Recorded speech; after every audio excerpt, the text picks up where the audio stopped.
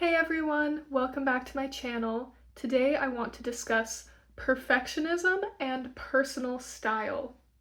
Let's get into it. So I've been thinking a lot lately about the whole perfectionism thing and people following trends and being so worried about like, oh, what is everyone wearing in the fall or whatever people ask about online. And this topic kind of came to me, this idea of perfectionism and how it really stunts and frankly ruins our sense of personal style. When I'm thinking of perfectionism, to me there are two parts. There is fear of rejection, and then there is also this fixation on self optimization. So let's talk about fear of rejection first and what this means. I've been watching a lot of Say Yes to the Dress recently. Um, Shout out TLC, shout out Say Yes to the Dress, shout out Randy Finoli.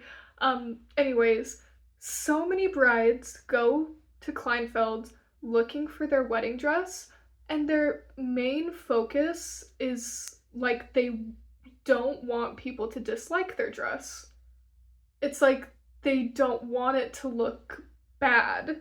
Instead of wanting to look like themselves, they just want to be accepted by sometimes their crazy moms, sometimes their controlling fiancés, random people. But their main worry is about being accepted by those around them. They have this huge fear of rejection. And it's like somehow they get into their head that if they find the perfect wedding dress, then they will have the perfect wedding and therefore have a perfect marriage. And it's like, that's really not true. But a lot of us have these same fears and these same reactions to the way we dress in every day. We think that if we dress perfectly, we can't be rejected. We think that if we dress super flattering, then no one can think we're ugly. When it's like, well, people have different opinions. Even the most beautiful people in the world are thought of as ugly by others. It's like wearing the perfect outfit is not going to stop other people from judging you. It doesn't matter how perfect you are, people will still reject you either way. We think of Vincent van Gogh, his amazing artwork. Guess what? He was rejected all of his life. Does that mean that his artwork had no value? No. Rejection has nothing to do with inherent value. There is no way to dress that will save you from rejection. And we see this so many times in different movies, like Legally Blonde, right? Elle thinks that if she is serious, if she wears black, if she becomes a lawyer, Warner will want her. It has nothing to do with that. He's going to reject her no matter what she does. It says nothing about her, it says everything about him. That's what rejection truly is. We sometimes think that if we are perfect, if we are beyond reproach, we can save ourselves from rejection, but that's not true. Everyone has to face rejection in life, and there's no hiding ourselves from that. The real question is not how to avoid rejection, but how to deal with it and move on from it and not let it consume you. So besides for this fear of rejection, I think people also, especially in this modern day and age, in their heads they have this ideal of self-optimization. And we see this so much when it comes to like eating or working out. It's like if you eat this much protein, this much fiber, this healthy food, no sugar, whatever, then you will be healthy. And it's like, health is not a formula. You can't self-optimize your way into being healthy. And you can't self-optimize yourself into being stylish. So many people try to do it. I mean, we see the whole like color analysis thing, Kibbe body types. People genuinely think that they can self-optimize themselves into being beautiful and having good style when There is no right or wrong way to have good style. That's what this self-optimization fails to take into account. There is no actual perfection. We are trying to achieve this certain standard that doesn't even exist. There is no such thing as dressing perfectly. There is no such thing as looking perfect.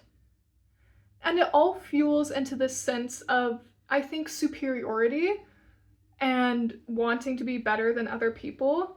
If we can dress perfectly, if we can wear the colors that suit us best, and only wear things that make us look skinny or are flattering, then we are better than other people who don't do those things. But in reality, that doesn't make you better. It just means you are a slave to this perfection, a slave to this self-optimization.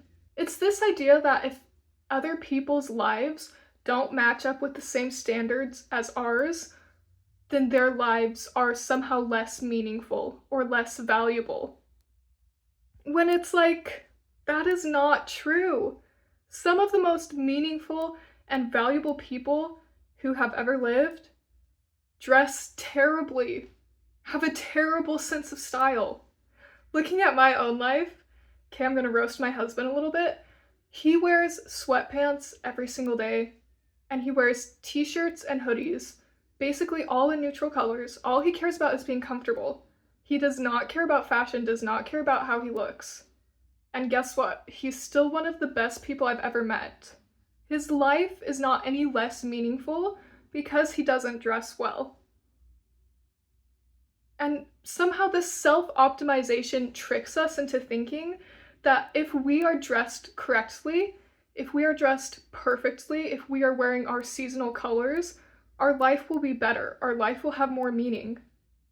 It's not true. It's not true.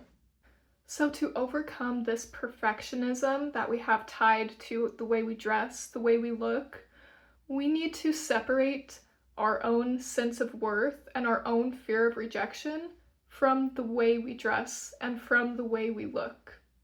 I mean, easier said than done. Obviously, this is a very complicated thing to do. I mean, we all want to be accepted by others. We all want to be loved by others. But at the end of the day, that love and acceptance does not come from our appearance. It does not come from the way we dress. So once we reject these perfectionist ideals, then we can truly develop a sense of personal style. And this is where you assign your own meaning. You decide what is important to you, and then you dress to reflect those values.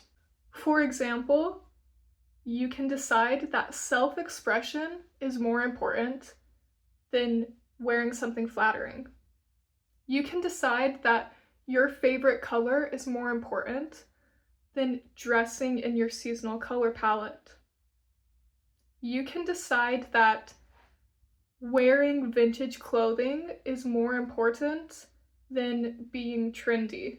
You can decide that being sustainable and shopping secondhand is more important than looking like everyone else. Because it all comes back to this. Would you rather be yourself or have the approval of others? And again, tying it back to Say Yes to the Dress, we see this so many times where there's a dress that the bride loves that she doesn't buy because her mom doesn't like it, or her cousin doesn't like it, or someone in the entourage doesn't like it. So she walks away, leaves the store, doesn't buy anything, and never comes back. At the end of the day, are these other people's opinions of you more important than your own personal happiness? And it's like, we do this so much when it comes to clothing. Like, we would never ask the internet what flavor of ice cream we should be eating. Like, we go to an ice cream shop, we try the flavors, and then we choose the one we like. So why are we not doing the same thing with clothes? Why do we think that the internet can tell us what cool girls are wearing this fall? The internet doesn't know us. It doesn't know our perspective. It doesn't know our values. It doesn't know our preferences, our likes, and neither does AI. So this is where personal taste comes into play. You need to make decisions for yourself if you truly want to be happy. At the end of the day, there is no perfect outfit. There is no perfect aesthetic that if you dress this certain way, everyone will accept you, everyone will like you, everyone will treat you well. There's no such thing. No matter what aesthetic you fall under, there will be people who don't like that outfit. No matter how many wedding guest dresses you try on, trying to find the perfect formal but not upstaging the bride dress, there's no such thing as a perfect wedding guest dress. There's only you and this moment.